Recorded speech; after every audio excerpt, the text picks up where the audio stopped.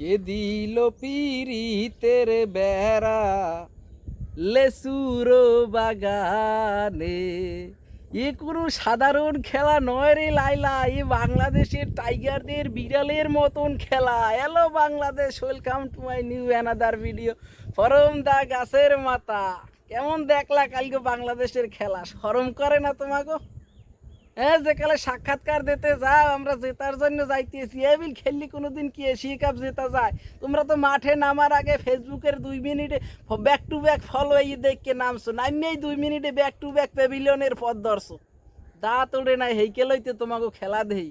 লায়লা মামুন সফল হয়ে গেছে, কিরিমা ভাই ক্রিম বেচছে সফল হয়ে গেছে, পাপন কাকু দুনিয়া সাইডে চলে গেছে, জানি না আল্লাহ তারে কোথায় রাখছে। কিন্তু তোমাকে খেলার কোনো উন্নতি হয় না, যেই জায়গায় পড়িয়ে রয়েছে।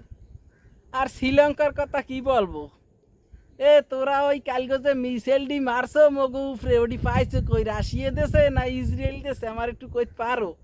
তোগো মাঠে তোগো দিয়ে সিরিজ লইয়াইলাম, আর তোরা কালকে যে কামটা হললি, এটা কোনো কথা হইলে? বিশেষ মুহূর্তে আমাকে প্লেয়ারগুলো সব দুর্বল হয়ে গেছে, এ সময় 6 মারিয়ে 30 গজের বাইরেই নিতে পারে না, আর গৈরিয়ে চাইরও মারতে পারে না, চুম্বুকের না মাঠে টাইনে ধরে। হ্যাঁ কাহিনী দেখি। আর বাবা শেখ মেহেদি, তুমি কি কালকে হোলমোজ ধরতে নামছালা?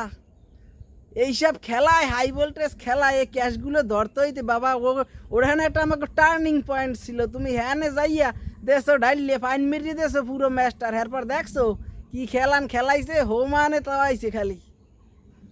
যাই হোক, বেশি কথা বলবো না, কারণ কথা বললে কোনো লাভ নাই। আমার চাইতে অনেক গুরুজন অনেক কথা বললে গেছে আমাদের এই সোনার দেশ নিয়ে, এই বাংলাদেশ ক্রিকেট নিয়ে, কিন্তু কোনো উন্নতি হয় নাই। তো যাই হোক, আজকে খেলার জন্য আমি মুখে আছি, কারণ আজকে একটা high voltage match Bharat Pakistan. এটাকে আপনি যুদ্ধ বলতে পারেন এক প্রকারের। জানি না মাঠে কি হয়, কেরা যেতে, তবে আমি অ্যাকচুয়ালি পাকিস্তানের সাপোর্টার, তবে ভারতের 2-1 প্লেয়ার আমার খুব পছন্দের, সবাই না। তো যাই হোক, শুভকামনা থাকবে পাকিস্তানের জন্য। যদি তারা জিততে পারে অবশ্যই তাদের ধন্যবাদ জানাবো। তো দেখা হবে অন্য কোনো ভিডিওতে। সবাই ভালো থাকবেন, সুস্থ থাকবেন, লাইক কমেন্ট করে আমার পাশে থাকবেন। আল্লাহ হাফেজ।